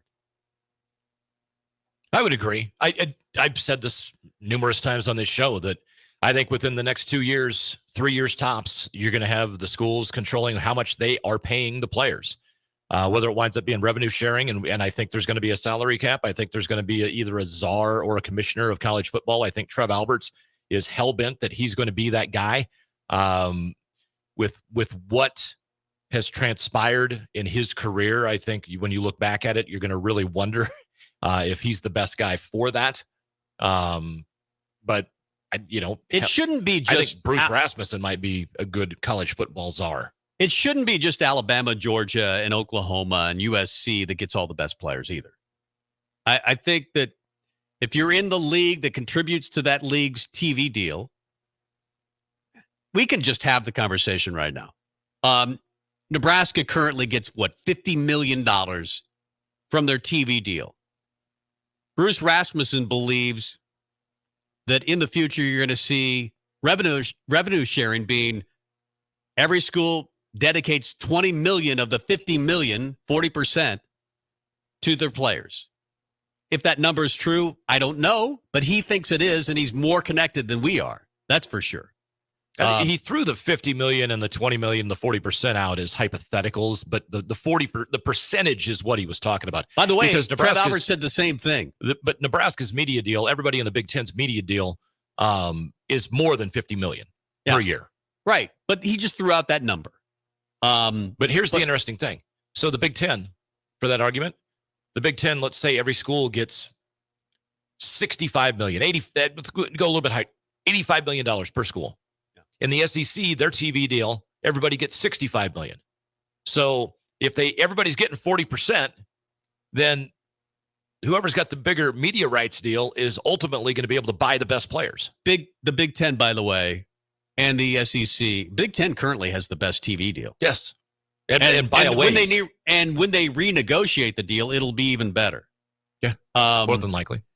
And so it's going to be the haves and the have-nots even more than it is. Although I'm not sure you can complain that much if you're only making $30 million off your TV contract per school. That's still pretty good. By 20 years ago, those standards, that's really, really good. I think when Nebraska joined the Big Ten, it was something like 15 million, maybe a little more than that. They weren't getting the full payout for the first 5 years. So it took a while. But now you're up to $50 million plus a year. Yep. That's a lot of money for revenue sharing. And the players probably should get some of that money. And not only the money from the TV deal, but if your jersey's selling, Eric Crouch, back in the day, you should get more than a ham sandwich. Remember he got penalized for having a ham sandwich on an airplane one time? Yep. While the university is making all that kind of money off his jersey sales. So in the NBA, they not only get money from licensing and the TV deal, but they get money from jersey sales and all of those things. And I think that's where college football is headed. And the players should share in that. What does that mean for Title IX? I don't know. But I do think in the future, Nebraska will be able to compete for the Igor Miliciches of the world. Or if you have to pay a Keisei Tamanaga and to keep him here at Nebraska, I think they're going to be able to, especially when you know that if you offer X, another team can't come in and just say, we're going to outbid you. No, because there's a salary cap. But they can. They can outbid for a single player. You can do it, but then you would have to pay revenue sharing. You would have to pay a fine. No. If Alabama was to spend $20 million and their budget is $20 million and they want to spend $20 million on the best player coming out of the high school draft or the high school ranks, and that's their go-to, and they pay him $20 million and guarantee it to him for every year that he's there, and that's their entire budget, there's still NIL stuff. Yeah. All the other players could still, so they can pay every penny of their budget, their salary cap, to get the one guy. So it's not a deal where if one school offers $2 million, another school can't come in and outbid them. Yeah, they can. But according to Rasmussen, they would have to pay a luxury tax by going. I'm talking per player, not. This is per player. You can go outbid anybody for a player. Now, how does it affect your overall salary cap for the team? Yeah, and the sport. Yeah, sure. Yeah, but yeah, it's not like, if you say, hey, we're going to offer you $2 million and whatever, that Alabama or Florida A&M can't come in and say, we'll give you $2,100,000. But it gets complicated if you're paying a quarterback $5 million a year and you don't have an offensive tackle to pay to protect that guy. Yeah. That's a problem. I mean, it's what NFL teams run into all the time. But there's got to be some sort of rules. I mean, like when you come in as a rookie, you can only make X amount of money as a rookie, and you have to be in the league a little while longer. Usually the second contract is the big contract for NFL guys. The NBA is a little different. The contracts have gone nuts, absolutely nuts. If you want to make a lot of money, go to Major League Baseball or play in the NBA. The NFL, because they have so many more players, in part, they're not going to pay the same kind of money that the Major League Baseball does or that the NBA does. It's just what it is. But it's interesting. I think it's read Tom Chattel's article today from the Omaha World Herald. I thought it was a really good read with Bruce Rasmussen, the athletic director at Creighton. So there you go. I think it's where we're headed, by the way. We're headed there very quickly. I never thought that we would be here right now 5 years ago. I remember one of the first times I talked about NIL and guys making potentially $1 million. People would text me on the text line saying, you're nuts. It's not going to happen. You're living in a dream world. And I would say, no, it's happening. It's going to happen. And they would say, you're nuts. This is misinformation. You're lying. It's not true. And now it's true. I mean, that's how quickly. It was 5 years ago I said that. It's where we are. It is. Let's get to break. Come back with more. He's Mike Melby. I'm Tom Stevens. It's Husker Rewind. This is Lincoln's home for sports talk on the FM dial. Also online at theticketfm.com. On the internet. KNTK FM Firth, 93.7 The Ticket. High schoolers, unleash your creativity and learn about potential careers in broadcasting at the Digital Expressions Media Camp. Have fun, make friends, and get hands-on experience with video and radio production June 9th through the 14th at the University of Nebraska at Kearney. Scholarships are available from the Nebraska Broadcasters Association, and spots are limited. Learn more at digitalexpressionscamp.com. That's digitalexpressionscamp.com. Hey there, fellas. It's your girl Jordan with Sartor Heyman Jewelry. Women may be complicated, but I make sure buying jewelry isn't. Your gal has a style, and you can figure this out. Is she more of a classic necklace kind of gal, or does she rock the boho chic vibe with layers of delicate bracelets? This is crucial intel. Not trusting your intel? Stop in the store and we'll sort out the details. I promise to make this super easy. Until next time, this is Jordan at Sartor Heyman Jewelry. Happy shopping, guys. It's the Elway Power Sports Customer Expo, May 10th and 11th. There will be giveaways and free food, half-price tires, and factory rebates as large as $2,500. Used inventory price to sell, parts and accessory specials too. Register for the John Elway football giveaway and get a chance in the money machine with a new vehicle purchase. Factory and aftermarket reps will be on site for the event. The Customer Expo at Elway Power Sports, May 10th and 11th, just south of I-80 on 27th Street. When you were a kid, clubs were cool. Robotics club and space club and stuff like that. But what do adults get? Book clubs and quilting clubs? Nah, forget that. How about margarita clubs and old-fashioned clubs? Get to Upside Bar and Lounge for the best clubs in town. Try all 10 varieties of Upside margaritas or old fashions and take home a free souvenir glass. Grab the whole crew and pair it with Taco Night on Mondays or Whiskey Wednesdays. Upside Bar and Lounge at 29th and Pine Lake. Homeowners, is your yard in distress? Is your lawn being held hostage by stubborn and unruly weeds? Never fear, lawn lovers. Weedman is here. We'll rescue your lawn and restore its beautiful emerald green glory. The results of our expertly applied program are sure to impress the toughest of critics, your neighbors. Take that, Dale. Vanquish weeds and transform your lawn this year with Weedman Lawn Care. Get 50% off your first application. Go to weedman.com today. Terms and conditions apply. Go to weedman.com today. Rico here with HIS Auto Care at 70th and Van Dorn, letting you know HIS is a great place to bring your vehicle for service. With superior service bumper to bumper, we'll treat your vehicle like it's your mother's. Doesn't get any better than that.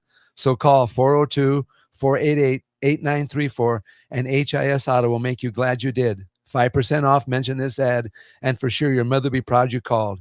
402-488-8934, HIS Auto Care, 70th and Van Dorn. God bless you. Sandhills Global is hiring. With their fast-paced, growing culture, they have hundreds of new openings in sales, marketing, traveling support, software development, web design, and more. Full-time roles offer a 4.5-day work week, along with flexible internships in most areas. Career and internship opportunities are available at our global headquarters in Lincoln, Nebraska. Find your fit today at www.sandhills.jobs.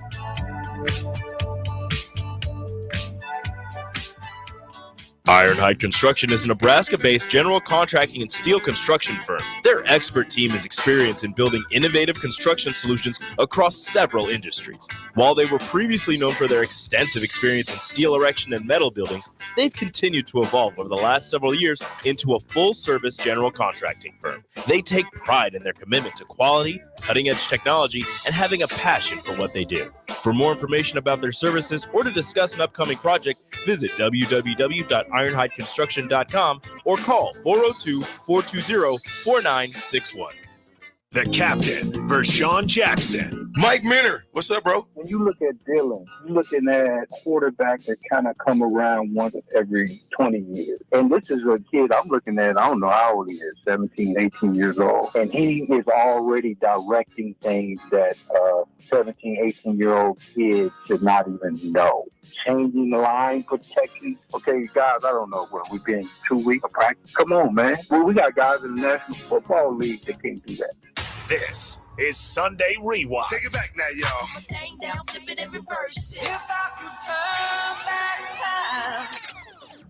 On 93.7 The Ticket and theticketfm.com. Now, here are your hosts, Tom Stevens and Mike Melby.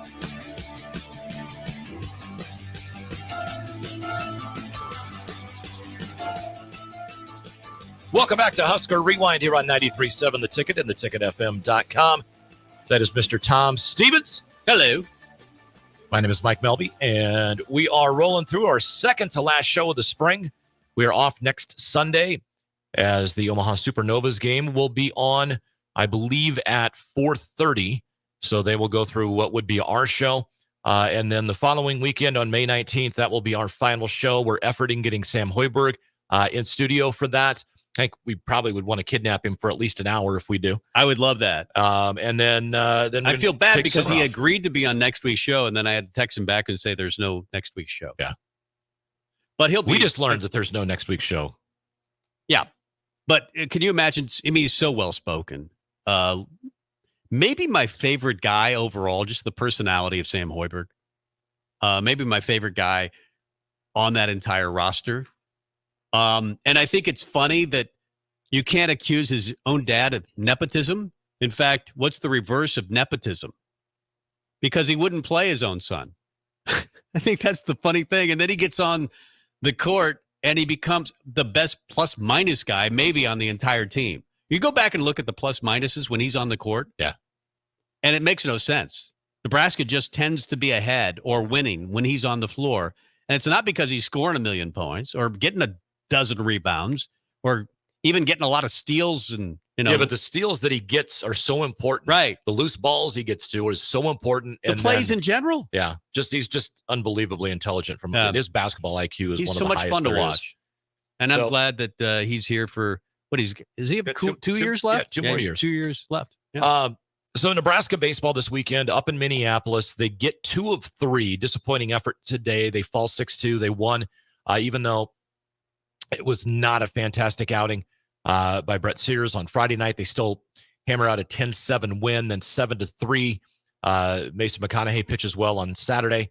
Nebraska picks up the win. They now sit on the season 30-16, and they are 12-6 in conference. They're a game back of, I believe, Illinois. And they've got South Dakota State this Tuesday at Haymarket Park, and then the final home series of the regular season against Indiana, the 10th, 11th, and 12th next weekend. The 12th will be Senior Day, and then they finish up the regular season against Michigan State in East Lansing the 16th, 17th, and 18th of this month. So 7 games to go in the regular season. Do they have, say, 5 more wins in that 7 games, Tom Stevens? That gets you to 35 wins. That will not allow you to host, right? I don't think so. 37. That'd be at 37 wins. If they 7 more wins? No, 5 more. They've got 7 games left. If they go 5-2. And I don't think that's that enough gets to get you to the tournament. Yeah, I think that gets them in the tournament. Certainly not hosting. And that's the trouble, because if you were in the SEC, or if you were in the ACC, or if you were in the Pac-12, which it doesn't exist anymore, will not exist anymore, you would probably be hosting a regional, because Nebraska almost loses RPI points whenever they play a Big Ten game. Well, there are a few teams, like Minnesota doesn't help you. It's nice that you won 2 out of 3, but Minnesota's got a bad baseball team. But Indiana will help you. Indiana is 27-19, and they're tied with Nebraska for second in the Big Ten. That would be good. 12-6 in the conference. So they've got 3 games at home against Indiana this weekend, and then they take on Michigan State. Michigan State just under 500, 21-22. They're 9-8 in the conference. Yeah, they're not good. Yeah, they're the RPI does no good. You have to win those. That's one of those. You have to win all 3 of those games against Michigan State. Yeah, and I think you have to win 2 of 3 against Indiana. And it really stings losing 3. Not to lose to Creighton, but lose all 3 games to Creighton this year really stings. That was a nice victory over Kansas State. That was actually an RPI help, because Kansas State's pretty good. They're 28-15. Yeah. That's a pretty good baseball team. So that was a nice win, and they get it with a no-hitter by Jackson Brockett. They're not going to host. They're going to, I think, make the NCAA tournament. As long as they just go 500, I think they're in the tournament. Everything I've seen, all the prognostications, and of course, this is what it's going to be. I think this will happen. Nebraska will be the 2 seed in a regional hosted by Texas A&M. Right. I've seen a couple of prognostications. That's what they're saying, and I think it's going to come to fruition. Yeah. That wasn't an accident in the NCAA tournament, was it? I don't think so. I mean, people say, there are people that insist that it was just coincidental. Yeah, and Tom Chattel's one of them. Both the women and the men played. Yeah, Tom Texas Chattel A&M was one. He said, for all the people that think that this was, preconceived notion, blah, blah, blah. I'm like, I respect the hell out of Tom, but I totally disagree. Yeah. I think it was 100% planned. Sure. Like if Nebraska, the last time before that in 2015 when Nebraska, or 2014 when Nebraska got in the NCAA tournament, and they're in the same regional with Creighton. That was no accident. Of course, they never got to Creighton because Baylor beat them in the first round. Well, and Creighton and Oregon could have faced off against each other. Right. That was no accident. That was no accident. Yeah. I mean, the NCAA loves these heartbreak scenarios for one team or another. Bruce Pearl's at Tennessee, right? Yes. And he was at Texas, right? No, Barnes. Rick Barnes. Rick Barnes. No. Bruce Pearl is Auburn. He's at Auburn. That's right. I believe. Isn't he at Auburn? Yeah, he's at Auburn. And they went out early this year in the NCAA tournament. They did. Speaking of cheaters, Bruce Pearl, man, that guy, way at the top of the food chain when you're talking about cheating. Yeah, he's at Auburn. The thing that concerns me, again, about Nebraska baseball, when you get to the postseason, they have a Friday night guy, and I think Brett Sears, kind of an aberration over the last couple of games. I know that he's been beat up a little bit. McConaughey is good on Saturday, but they just haven't found that Sunday starter. They've tried Drew Christo in that role. They've tried Will Walsh in that role. We'll see if they try Jackson Brockett. He might be next up after the no-hitter. I also think that they need a closer. I thought it was going to be Casey Dice this year. At times it's been Worthy. At times it's been Rand Sanders. Maybe they'll just go with the guy that's hot. I thought Caleb Clark pitched pretty well on Saturday. But they need to find depth in that pitching staff. And they just haven't had it this year. Maybe they'll get hot. This is a good year, though. I'm not complaining to the point where I think this is a bad baseball team or it's been a bad year. They're one of two teams from the Big Ten probably headed to the NCAA tournament. The other projected to be in is Purdue right now, and maybe it's Indiana as well. But the Big Ten rarely gets more than 2 or 3 teams in the tournament. There was one year where they got like 4 or 5, which never happens for the Big Ten. But it's not like the SEC where, what was it, a couple of years ago, South Carolina that barely made, that had to win the SEC tournament? Yeah. And then they ran through the NCAA tournament. That's how good the SEC is. It's not like that, where everybody in the SEC makes the NCAA tournament. There's just 2 or 3, and that's why it almost hurts you being in this league. It's not like the Big 12. And I'm like you. I thought that Nebraska would dominate the Big Ten in baseball. I thought it was laughable that they were the only ones that took it very seriously. But now the ballparks are starting to get better. And now it's to the point where Haymarket Park needs improvement. It's falling apart a little bit. It's not bad. It's still a very good ballpark, but it's not what it was when they moved in there. It needs some new paint. They need to definitely redecorate at Haymarket Park. But Nebraska baseball, they're talking about building a training facility, a pitching lab, or whatever they're calling it. They need to put a little more money into baseball. But this is a team, I like their hitting. They've got Silva, they've got Overbeek, and they've got Josh Caron and Stokes and Columbus and Evans and Carey, and they've got some really good hitters. Tyler Stone has had a very good year. They just don't have the depth of pitching. But I'm confident with Rob Childress here, and who knows, he might be back as a head coach in college baseball next year if he decides to do it. I think he came here originally because his daughter was a student at the University of Nebraska. And he kind of thought, yeah, I'm in my 50s. I've made a lot of money. I'll be on this coaching staff. I really like Will Bolt. I like Lance Harvell. They're my buddies. This will be fun. And now he's the pitching coach, and maybe he's gotten a taste of it to the point where he wants to coach again at the head coaching position. Yeah, you never know.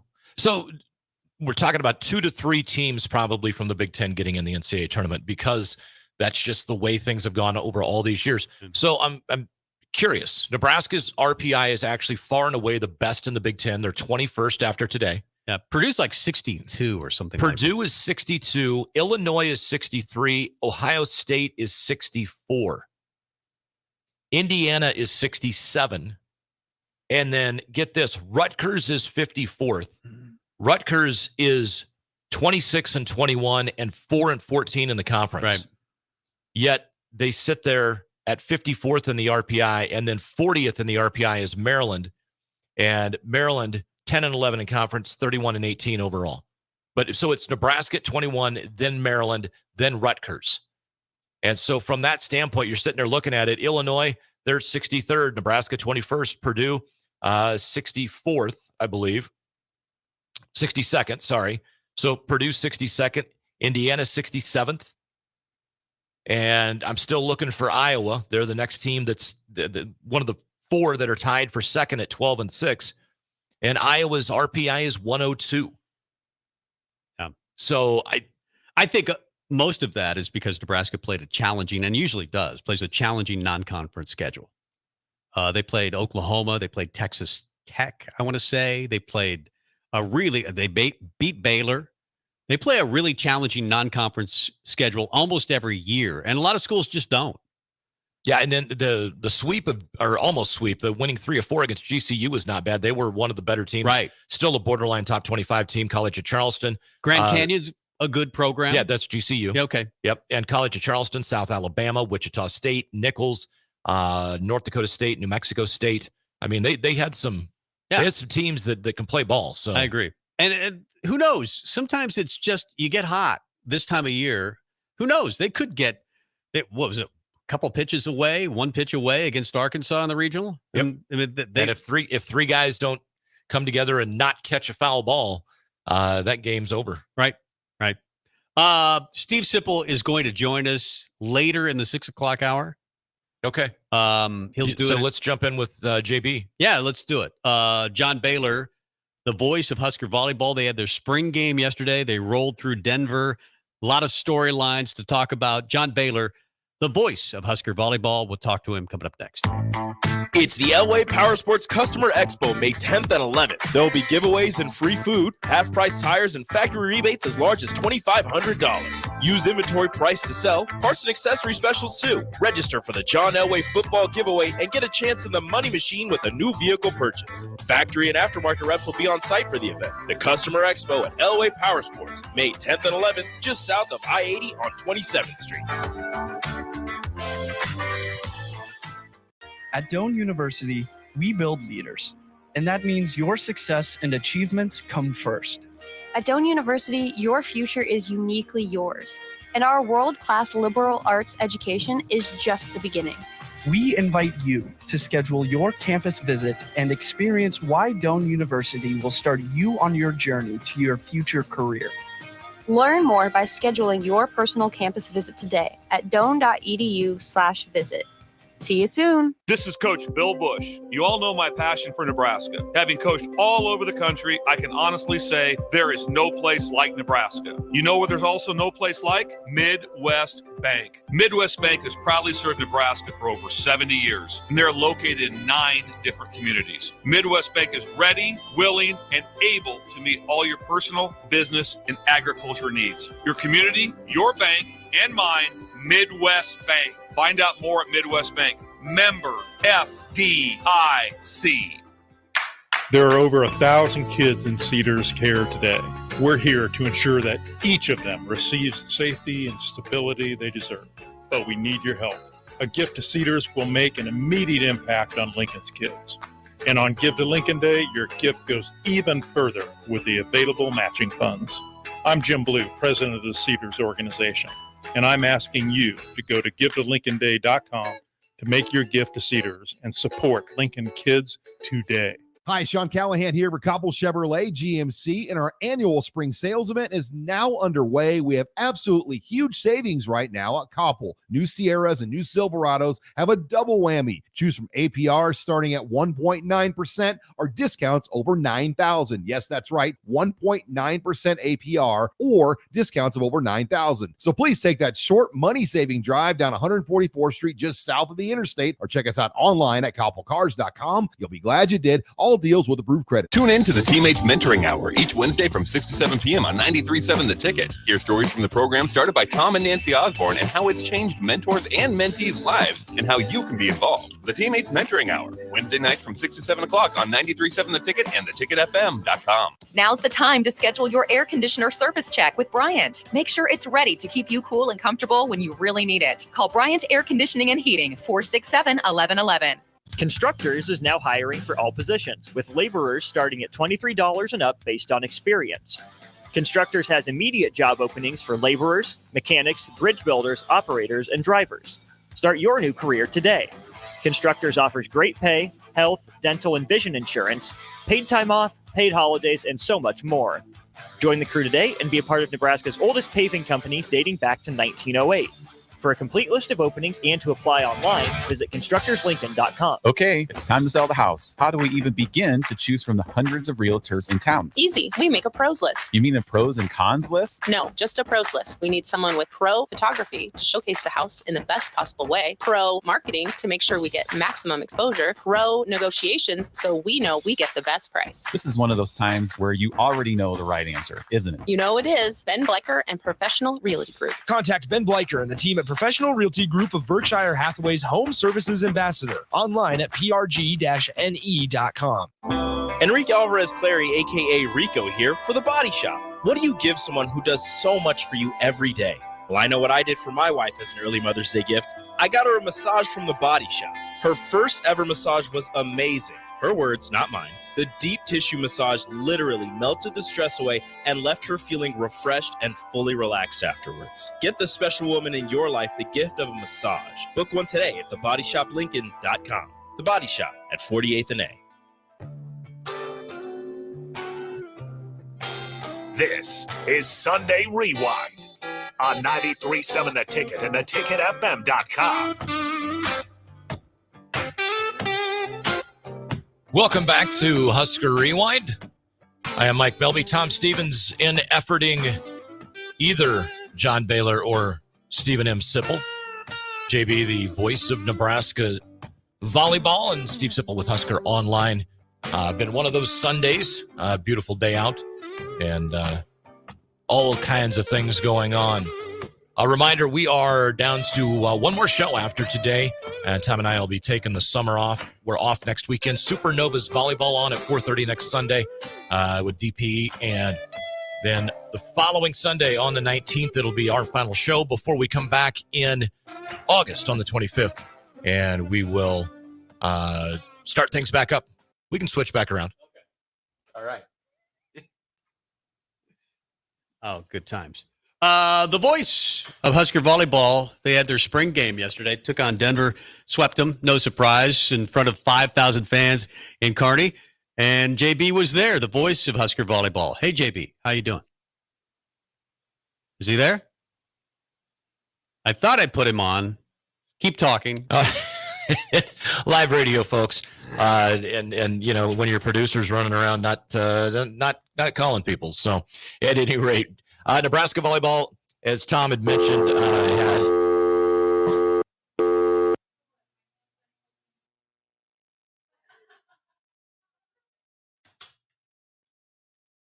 Nebraska volleyball had their exhibition match, their spring game match yesterday, and they wound up rolling through the University of Denver.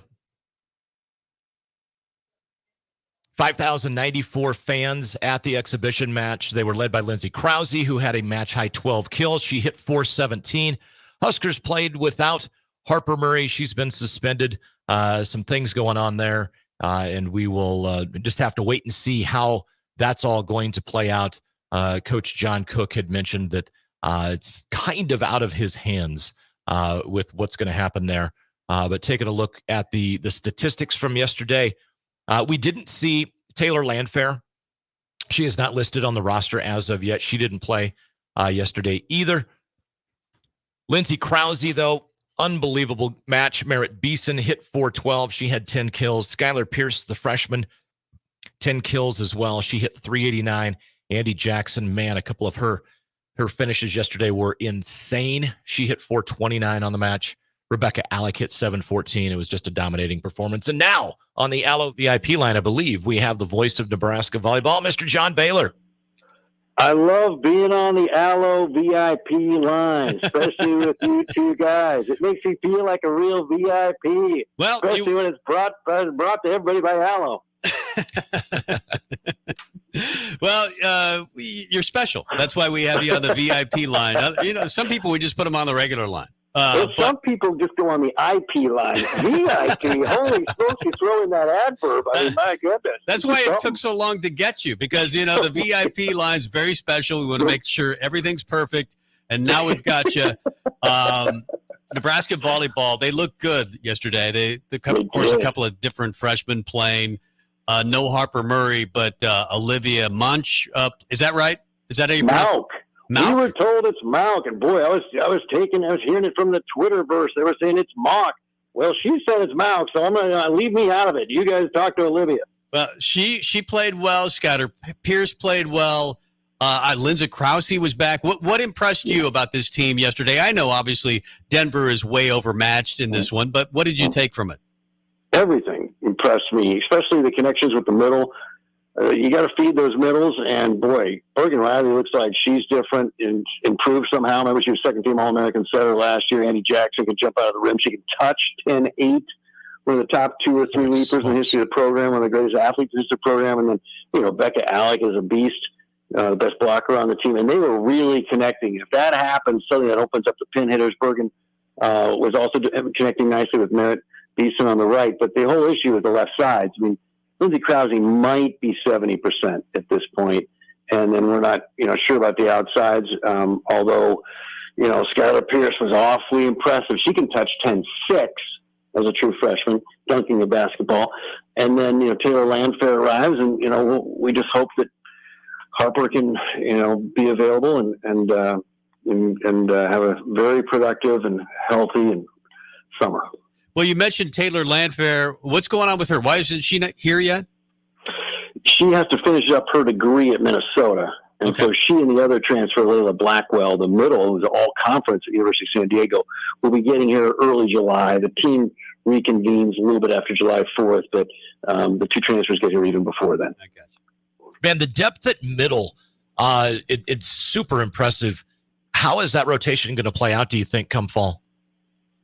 Yeah, who the starters are going to be? Well, who's going to be in the rotation? I mean, you would make an educated guess it's going to be Andy and Rebecca, but it maybe not. Well, yeah, we know who the middles are. We know who the right side's going to be. We know who the setter's going to be. We know who the libero's going to be. We know who the defensive specialist is going to be.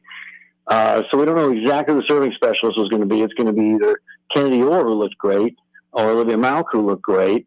And then our left side, I think Lindsey Krause, you can insert her in now for sure as one of the two.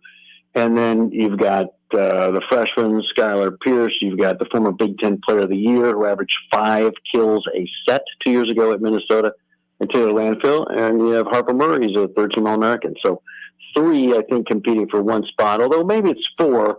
We throw in Lindsey in there for 2 spots on the left side. The voice of Husker volleyball, John Baylor, joining us. We know Choboy plays defense. She's the defensive specialist, but they switched yesterday.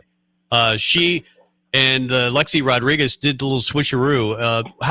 Just experimenting, or are they going to do a little bit that? Sure. No. Just new combinations, trying to put people in uncomfortable different positions. You're right. It was a mismatch. So you had a lot of discretion, and Laney would be a starting libero at, the 325 of the 330 Division I programs out there. So I just wanted to see what it looked like. But no, Lexi's not going anywhere. She's going to be the number 1 libero. Now, there's some new rules this year. You can use 2 liberos. I don't know why or how. It'd be very complicated. So I guess Laney could also be a libero. You could have 2 players in a different colored jersey this year for the first time. And the second other new rule is no double touch calls. Well, that was the real challenge that Kennedy had. Well, now there are no double touch calls. She's not going to get whistled for those anymore. She was the number 1 setting recruit in the country, and then she's developed this double contact issue on occasion. Now that goes away, so I don't see her supplanting Bergen Riley, but she's now a setter once again without really weaknesses of any kind. I read where Lexi Rodriguez says she hasn't taken enough balls in the past. I'm going, what are you talking about? I mean, you're everywhere. You're all over the court, but she thinks she needs to be even more aggressive. Do you see that? Well, I think what she's saying is I don't get a lot of opportunities because opponents will not attack me. They will not serve me. They will not attack me. I mean, the only time opponents attack back left is when the outside hitter for the opponent has no option, and she has to go sharp angle. And she goes really sharp to try to avoid Lexi. She can't just go regular, and because Lexi's going to dig it. So Lexi averages 3.6 digs a set. I mean, most liberos are getting 3.8, 3.40, 4.2, but Lexi's is named unanimously first-team All-American because opposing coaches know why her numbers are down. It's because no one lets her have an opportunity. So I think that's what she's saying, is that I got to figure out how to be more available and to cover more territory, so I just get more chances. Voice of Nebraska volleyball, John Baylor, joining us on the Allo VIP line here on Husker Rewind on 93.7 The Ticket.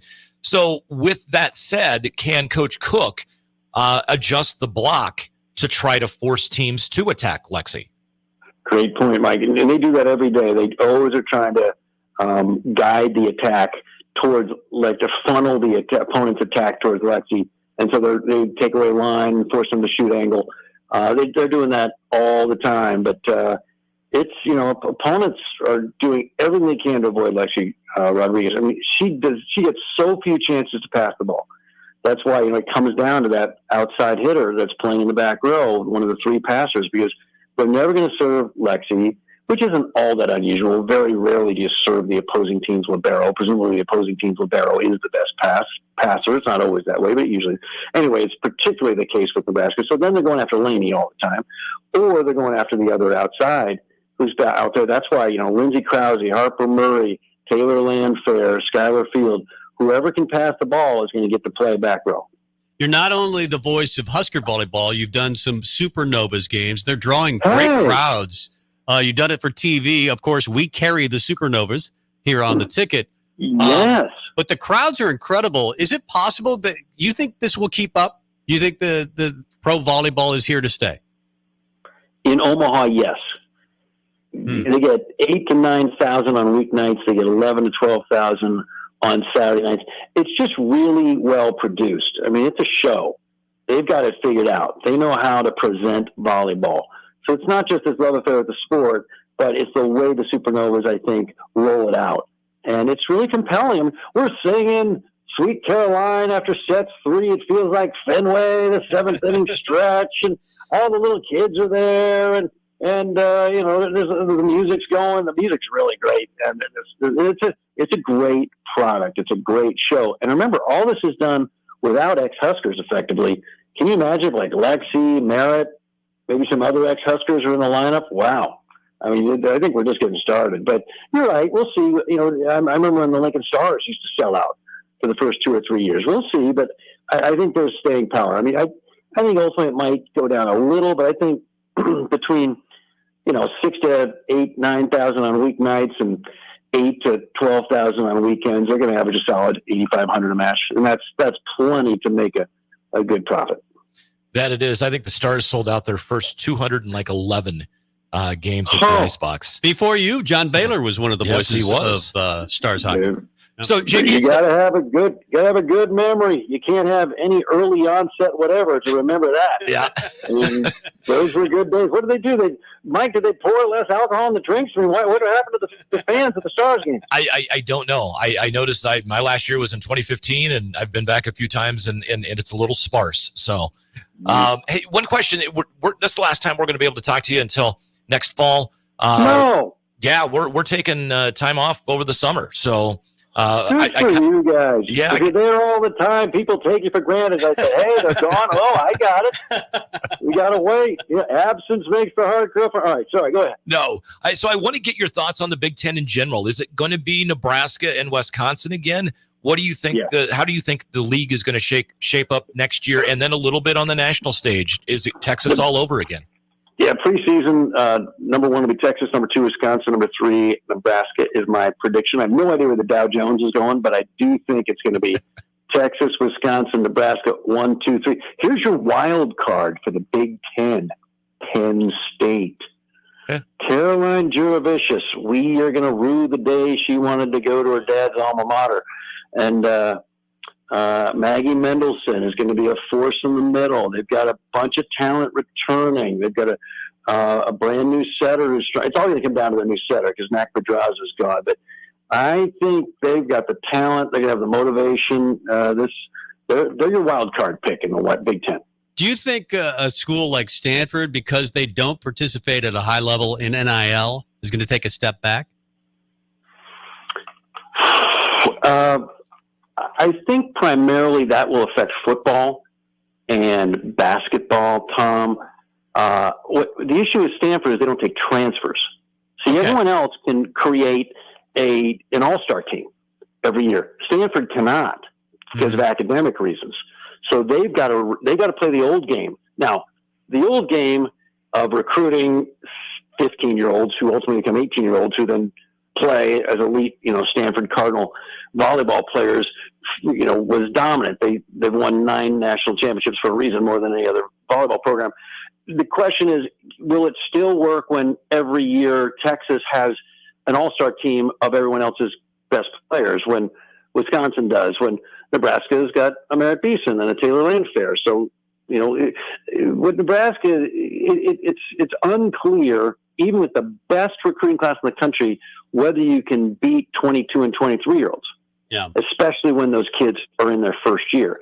And then it's unclear whether you can keep them all, as we have learned with, Caroline Jovicius and Maggie Mendelson. So the portal has got to be a part of any formula that can lead to sustained dominance and elite play in national championships for programs, I think.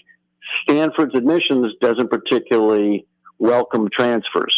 So that's going to be a wrinkle that's going to give them an additional challenge.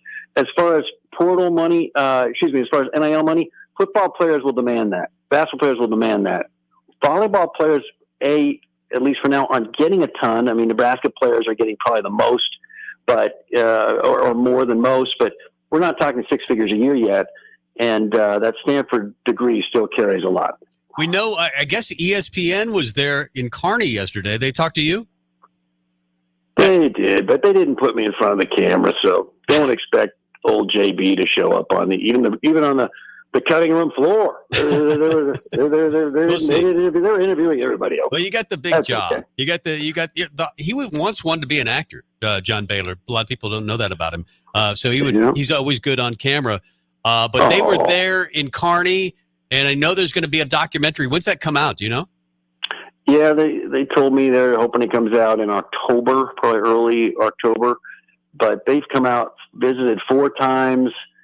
They're going to get one more visit they're going to make, and this is going to be comprehensive, but different from the Big Ten 1 hour piece on Nebraska volleyball. So that's going to be intriguing. How is it going to be dramatically different from what the Big Ten did? But John and the coaching staff have given ESPN unlimited access. So this is going to be a real behind the scenes look. Wow. I can't wait. And you'll be the star of it along with Coach Cook. That'll be great. I doubt it. I think they're going to use some audio from the radio play-by-play, but there's no sit down, JB, this is your life, lengthy fireside chat.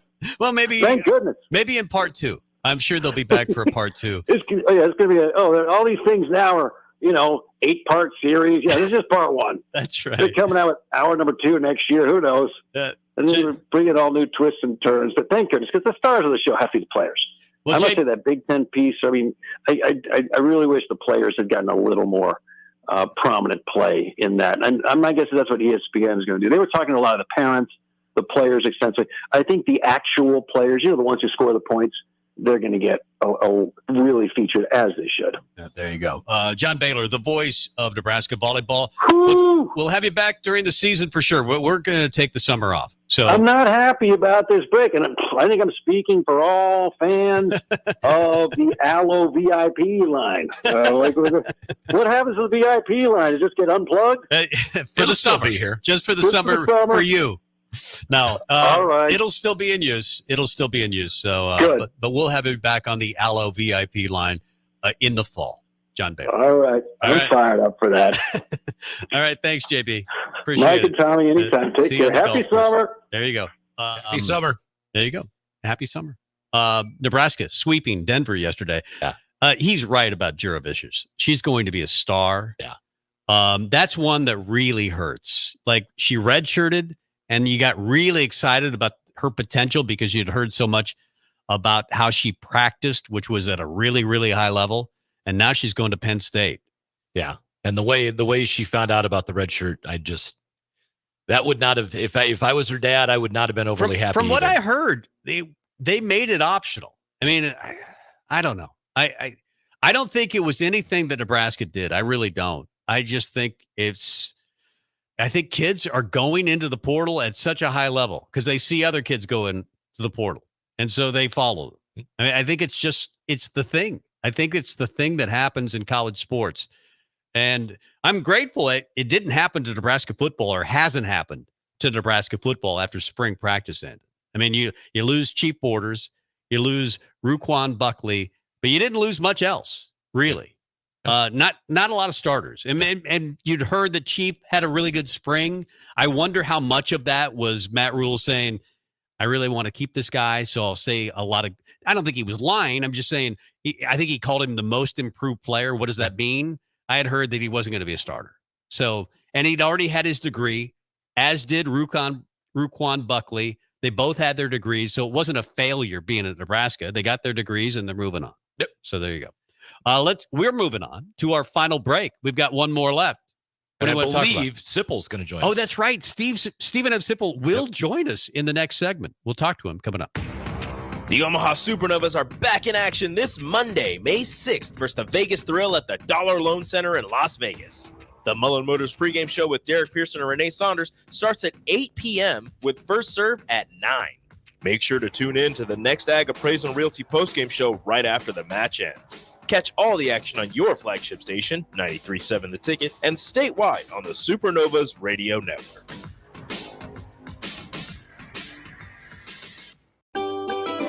Load up on meat and more this spring at the Mercado by Certified Piedmontese at 84th and Havelock. This week's special through May 7th is buy one, get one free on New York strips, limit 4 per visit. Also $1 off all brands of honey. And don't forget about lunch on Fired Up Friday from 11 a.m. to 2 p.m. Locations at 84th and Havelock and 30th and Yankee Hill in Lincoln or 168th and Maple in Omaha. Get to the Mercado today for the best meat in town.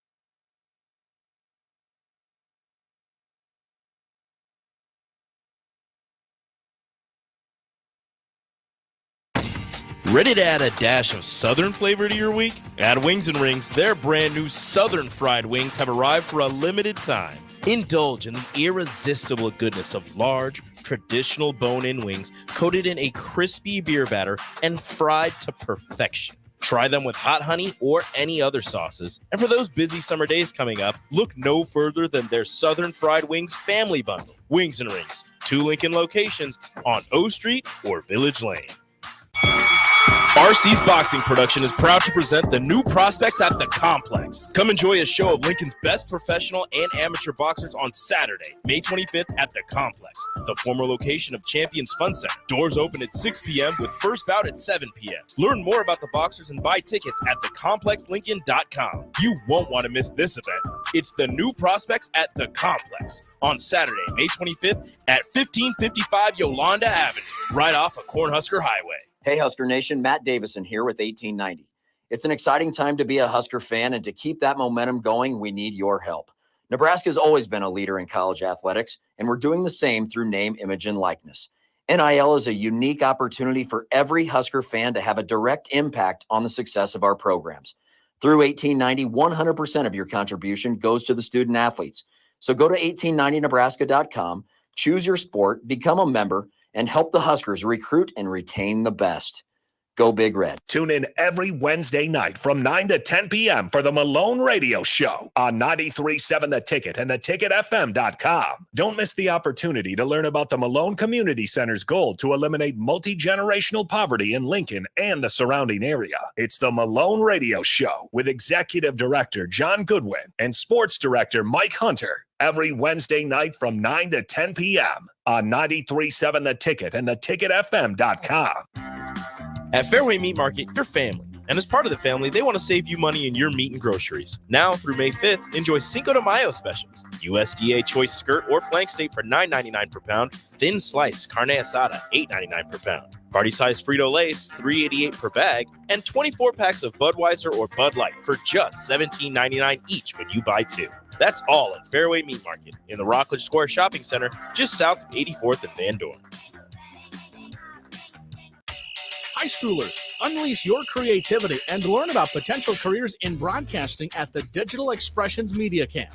Have fun, make friends, and get hands-on experience with video and radio production June 9th through the 14th at the University of Nebraska at Kearney. Scholarships are available from the Nebraska Broadcasters Association, and spots are limited. Learn more at digitalexpressionscamp.com. That's digitalexpressionscamp.com. On the Block with Strick and Austin. Hey, he looked as advertised. He looked really good in the spring game. And because of that, we're going back to a bowl game this year, is what Husker fans are telling them. So I think the fans have a more realistic perspective, and I think this coaching staff has done a really good job of handling Dylan Raiola and the expectations around him. Weekdays from 2 to 4 on 93.7 The Ticket and theticketfm.com.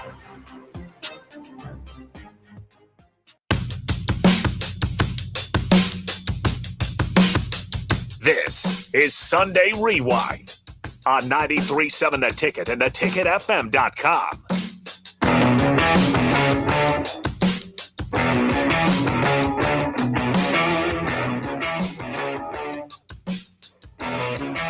Welcome back to Husker Rewind here on 93.7 The Ticket, theticketfm.com. That's Tom Stevens. Hello. I am Mike Melby, and on the Allo VIP line from Husker Online, Mr. Stephen M. Sipple. Sip, how's your Sunday? Well, it's better because you worked around my schedule, which I'm embarrassed by, but I appreciate it. Absolutely. Getting you on at any time is worth it. I don't know. I do that a lot, and it's not a good trait, but I appreciate it. So let's talk ball. Let's do. We were talking about this. I want to start with this because Tom Chattel wrote about it, and I've been thinking a lot about it. Because you'll hear fans say, hey, we lost this player because school X, Y, or Z offered $200,000 more than we did.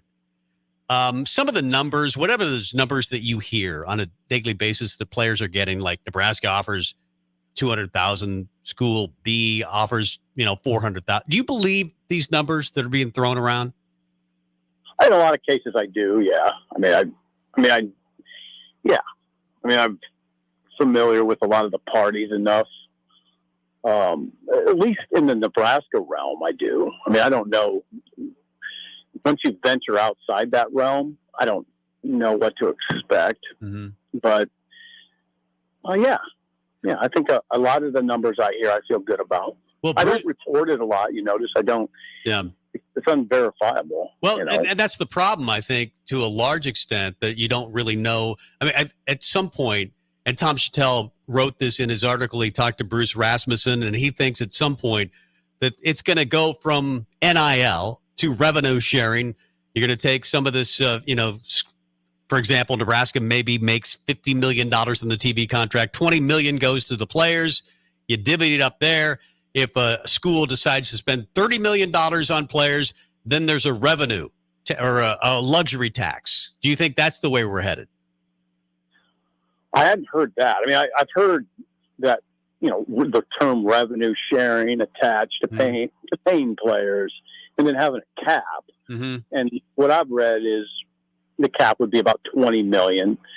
And that would be, we're talking about the Power 4 conferences right now. It's not feasible for a group of 5 schools to have $20 million set aside for student athletes, but it's feasible for Power 4 schools to do it.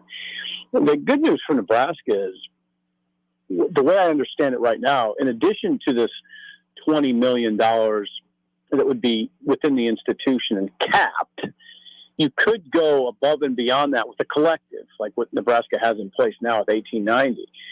So Nebraska would be well positioned because they can afford $20 million. They can set aside $20 million right now because of the revenue that they get. So with that revenue, I don't know, it's probably 10% of Nebraska's overall revenue is maybe 8, 9, 10%, $20 million. Okay, then above and beyond that, you would have a collective that could, supplement these, we'll call them incomes at this point. So, yeah, I think that's the way it's headed. I think we're a couple years away from that at the most. But, yeah, that's, and I think what everybody in the college, I think most college administrators would say we don't want to make the student athletes employees, so they would stop just short of that. Stephen M. Sipple of the Lincoln Journal-Star. I'm still living in the past. Obviously, you're not there anymore. You haven't been there for a long time. Husker Online, part of the On3 network. Want to talk about the spring game because we never caught up with you after the spring game, but all the hype was obviously surrounding Dylan Raiola and the passes that he made. And we understand it was kind of set up for a little bit of success and that you didn't have a lot of the senior starters that we project to be starters for Nebraska play in that game. They were wearing green jerseys, but how much of what you saw in that game do you think was real? Like you can mark it down as being real and carrying over to fall? Not much. I mean, not much, except Dylan Raiola, there were some balls that he had to throw correctly, and he did. Like the long ball to Jalen Lloyd, I'm thinking about, for instance, where Jalen Lloyd beat a freshman DB. I mean, that's who he beat. I'm not going to name the kid, but he beat a freshman. But so the matchup was favorable, but the ball was placed perfectly. That's real. I mean, that's in that situation. That's real. I thought Heinrich Harburg's pass, the 61-yard completion of Borkature, the tight end, that he threw on a rope on 4 verticals, and Borkature was heading up the seam, and Harburg threw a bullet. I mean, he just threw it. It was beautiful. It was a football play. It was beautiful. That's real. There's enough real as it pertains to Dylan that I was excited. I understood. I mean, the defense was vanilla. The defense wasn't playing his best players. The quarterbacks were wearing green hands-off jerseys. It was set up for the offense, as Matt Rule said it would be. But you still got to make the throws. And you still got to operate the system. There's got to be an operation, and it all looked pretty good. Dylan handled it really well. I mean, he was really nervous coming out of the gate. He said he blacked out, and, he handled it. There's certain players that you see that you see enough real, as we're saying, that it's exciting. Fedoni's exciting to me. I mean, what I saw from Fedoni is he's moved. I think he's progressing towards what we thought. I didn't think he was there last year. I thought he was still kind of a bad walker, looked a little bulky, but not as much now. And those receivers are good. I don't think Nebraska's got an elite receiver core, but it's certainly better, and I think it trends towards good. So there's some material there. It's not. I don't look at this as a team that's going to challenge for the Big Ten title. I don't think anybody does, but it looks better. I mean, the overall product looks better. What that means, we'll see. The beauty is we don't know. We got to play the games, but I think the games will be interesting, and the team does look better to me. Steve Sipple from Husker Online joining us on the Allo VIP line here on 93.7 The Ticket, Husker Rewind. I want to ask you about the running back room. How do you think it's going to shake out in the fall? I thought Emmett Johnson looked even better than he did last year, but you got two big horses coming back in Gabe Ervin and Ramir Johnson. Dante Dowdell looked good. How do you think that's going to play out this fall? I think you got it. I think Emmett Johnson was, based on everything I hear from people that see practices, which I don't, he was by far the best. And I think it'll be hard to it's kind of strange, right? I mean, we used to talk about Gabe Ervin this way, but I think it'll be hard to bypass Emmett Johnson now. I think he took advantage of this situation in the spring where Ramir Johnson was limited. He got into some things. Gabe Ervin was really limited, just wasn't able to do much at all. And Emmett took advantage of that. And he's good. He's a good player. Dowdell, he's young, and I like the way I like the way it looked down in the short yardage near the goal line where he powered it in. That's kind of what I envisioned. Not a big, he broke that. I think he had a 49-yard run. Didn't flash much speed. They're not elite there. I think they're serviceable at running back. It's not they don't have an elite runner. That's been sort of elusive to Nebraska since Amir Abdullah, really. And I still don't see that. I mean, I'm just being very frank. Yeah. I think the receiver room is better than the running back room. And I think the offense will be geared more toward that. Hey, we got to go here in a couple minutes. I do want to ask you about tampering. I know you wrote about it. It seems to be prevalent throughout college football. Matt Rule has talked about how, guys are being texted on a daily basis. They didn't have a lot of guys leave or transfer or jump into the portal. But how big of a problem do you think this has become in college football? Oh, it's a major problem. But it's not just the coaches. But I want to make sure I say that it's not just a coach issue. Players are initiating a lot of it, it's symptomatic of the lack of guardrails that are in place. I hate to do that thing where we say there's just nothing you can do about it, because at that point you're just giving up on conducting business the right way. I don't like just shrugging my shoulders to everything in this world that looks wrong, which a lot of people do. I think if you continue to talk about it, that helps. And I appreciate Matt Rule being frank about it, saying it's a sad state of affairs. Just a head coach as respected as Matt Rule, being willing to say that at a podium is meaningful to me. Just for him to say it's a sad state of affairs means something, because there's some people who tell you, no, Sip, it's fine. I mean, it's just the way it is. And no, it's not fine. It's not fine for coaches to recruit off other coaches' rosters. Yeah. It's not a good look for anybody. It's not the way it should be. Now it's happening, and it is what it is. Yeah. Now, I don't want to say that. I don't want to give into it. It's a terrible look, and it's really unfortunate. Hey, Steve, thanks for being with us, making some time. I know you're busy on a Sunday. We appreciate it. God bless you. Thank you, guys. Yeah. Stephen M. Sipple, Husker Online, Thanks, Sip. Part of the On3 Network. We're off next week. We have one more show, and then we're taking it off for the summer. Yep. Coming up next, The Finish Line. We've got Rebecca Pearson, Brianna Fansteel, James Rowland, your hosts. And in studio tonight will be the driver of the number 03-305 sprint car raced down to Beatrice on Friday at Eagle last night. Shaylee Bade in the house. Hey, congratulations to Jackson Caldwell. He won the Lincoln Marathon this morning. He's from Kansas, so I guess we can say congratulations anyway, even though he's from Kansas. At least he's not from Iowa. Katie Spencer, though, she's from Nebraska. She's from Omaha. She won the women's side. So, way to go. We're out. We'll be back in 2 weeks. In 2 weeks with our final show, hopefully with Sam Hoiberg on it. Yep. All right. Talk to you later. I'll see you.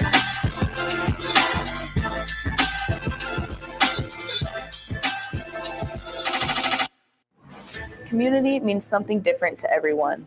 But for me, it means cheering on those around you during the good times and helping them out during the tough times.